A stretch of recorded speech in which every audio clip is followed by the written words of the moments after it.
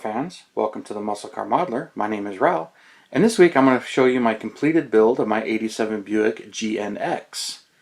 This is the last hurrah from Buick at the time, and also recently read in researching this vehicle that it was considered the last great muscle car, which I don't know how I feel about that particular statement. Maybe if you add the part, the last great muscle car from Buick, I'll agree with that. But kind of hard to, a great car for its time, a wonderful car. It is a legend, so they did do what they seeked out to do, was to create a car that was legendary and collectible right off the bat. And Buick really did it right. I mean, they went from the '87 Grand National, which they knew was a great car, and they also knew that the '88s were coming out and they were going to be front-wheel drive. So they really wanted to do a last hurrah and really go to town. So they had this idea: let's make an even better one. Let's do the best we can, and let's tune this thing. So they went to A&C McLaren, and they got them to tweak and tune it and do the final touches. So they did a couple of things. They modified the heads, from what I understand, and they went with the Garrett Air Research turbocharger and did a lightweight, more responsive ceramic turbine wheel, and a few other tweaks to the electronics as it was, growing and expanding at the time. So they managed to get an unbelievable 276 horsepower and 360 foot-pounds of torque out of this 3.8 liter V6. Good sign of the times, showing you what they could do and what can be done. So after they did that, and they did a few other things. I mean, they added the fender flares here to tuck under the bigger tires. They went with the 16-inch wheels, and they beefed up the tires to go along with it. And they actually modified the rear suspension, and I'll show you that. With a few other tweaks that they also did, they also added Stewart Warner gauges and a special gauge pod and everything. So the GNXs actually have round gauges.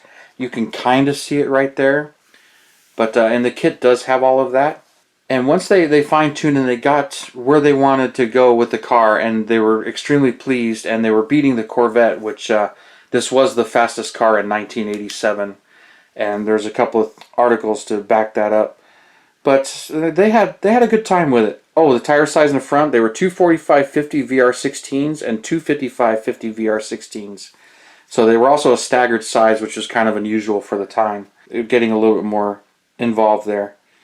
Now also they announced they knew they were going to do this, and they wanted the last ones to be the special models. So then they decided they were going to have a limited run of them. So they decided originally that they were only going to make 200 of them, which is kind of a nod to the original Grand Nationals of 1982 that they made about 200. Then they realized, well, no, let's go with 500. And they mentioned in one of the articles that they were talking about the Indy 500 and some of the other races that maybe they'll do 500. What's interesting is they actually went out and they announced that they would give them to the top selling dealers. You had to earn one. So as a dealer, they couldn't order it. They had to actually earn it. The first 500 GNXs were allocated to the Buick's top 500 selling dealers. There was roughly 2,700 dealers at the time. But of course, everybody wanted one. Every dealer wanted one for their showroom. So that wasn't going to work out. And then they also had announced a Select 60 program where the Buick dealers competed amongst for the Top 60 award. But they had to do that in 1986. So the top dealers award in that one. And apparently only 47 qualified, which is where they came up with that. So they ended up realizing, well, okay, we got 500 allocated here. We owe these other dealers some, so now we need to make 547, which was more than they planned on, which is where 547 were actually made, which left none for the test fleet. So when it came to the magazines, they got to test two prototype cars. One was a photo car, and the other one was the actual driving car. But they were prototypes. They weren't actual production GNXs. Great car. Great story that go along with it. All of them were black. Oh, and they also had these vents right here, which help extract heat out from under. So just a few clues as to what a GNX the wheels, and there's the badge on the front, there's a badge on the back, kind of stand out in the flares and the vents. They can easily be cloned. Oh, and the 3.8 liter emblem that goes on the hood is not on the GNX. Pretty blacked out and actually a little bit more sedate than the Grand National was. What a car. I always thought it was pretty cool. And then dealers held on to them and didn't want to sell them. So while the regular Grand National was $18,000, the GNX package was another $10,995 over that. So it was a $29,000 car. That was the MSRP on the cars. They were in such demand that dealers were asking $10,000, $20,000 over that sticker. So a $50,000 car, you can almost buy two of them for the price that Buick originally wanted, but the demand was up there and dealers knew it. There was actually one reportedly sold for $75,000 when new. And most recently, if you guys watched Jay Leno's Garage, he featured one about a year ago that the dealership had still owned and never sold it. And it was going to go up on auction here recently. I don't know if it actually did or not, but it was going to go up for auction and get bid up and see what that car sold for. And it had 300 miles. And yeah, if you bought it, you would be the first registered owner, but the warranty is void. GM had sent that dealership a letter a long time ago saying that, yeah, you're the brand new owner, you'll be the first one to own it, but there is no warranty on it. The warranty had expired.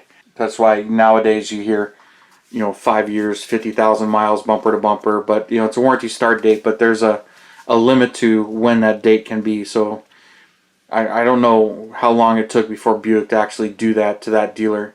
I've been wanting to build one of these a long time, and if you've been following my channel, because Revell Monogram had re-released the kit, which was the only thing that was actually stopping me from actually building it, was my decals were shot. So this is the one you're looking at here is actually the original release from 1988. I mean, it's an 87 Buick Grand National, but it's the original 1988 release. And there's one small difference between that and the current kit, because when they re-released it, well, there's more than one small issue. When they re-released it, the re-release has blank tires. This actually says Goodyear on the tires. I don't think they're staggered sizes though, or have the size on them, but it has Goodyear tires.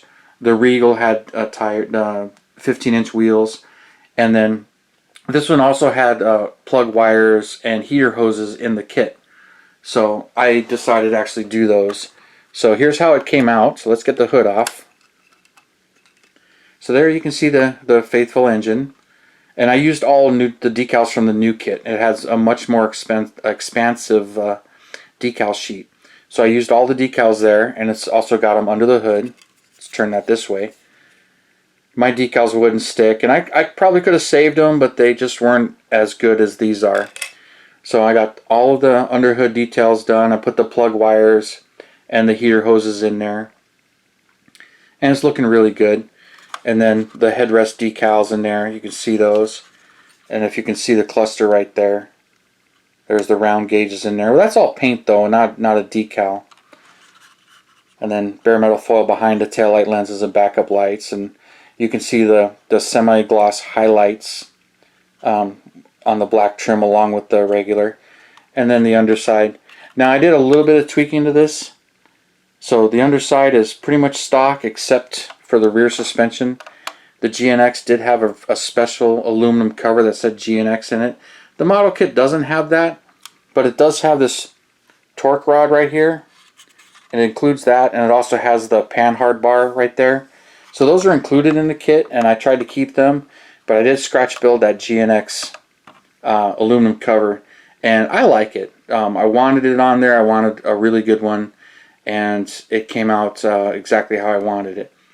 And then what's kind of interesting on the real car, what I understand is the modifications to the suspension. When this car launches, it's kind of like it'll lurch up, the whole car will jump up. So if you ever see footage on YouTube of how this thing actually launches, it actually launches different. The regular Grand National springs squat and the front comes up, which is a bit more common for cars like this. But it actually tracks and launches, which the original Ford Thunderbolt suspension was a real similar and did the same thing. So I'm happy to have this one finished and looking good. I didn't feature all of the build on it, just some of the highlights for you, but mainly because you had seen me build the other Grand National here. So let me back the camera out just a little bit. So there's my GNX sitting right next to my regular GN. So they're, very similar cars, but a few differences. The Grand National emblem right here, which is a little. This one really doesn't have an emblem, but it has the vent there. But the flares and just a little bit meaner looking car right there. But so I figure out just post them right there next to each other so you can see them. And really happy with the way this one came out. Both beautiful. Both been sitting for a long time in my stash, just waiting, for me to either come up with decals, or. But thankfully, Revell Monogram came out with the kit again, so I was able to get some decals and build them both. But loved building it. So I fully enjoyed building both of these, even though I had to do a little bit of restoration work to both of them. But the new kit's out, and it's molded in white. Both of these were molded in black. So great kit, really enjoyed it. So thank you for subscribing and tuning in and sharing, and love all your comments. And you guys, you have a wonderful Saturday, and I'll see you next weekend.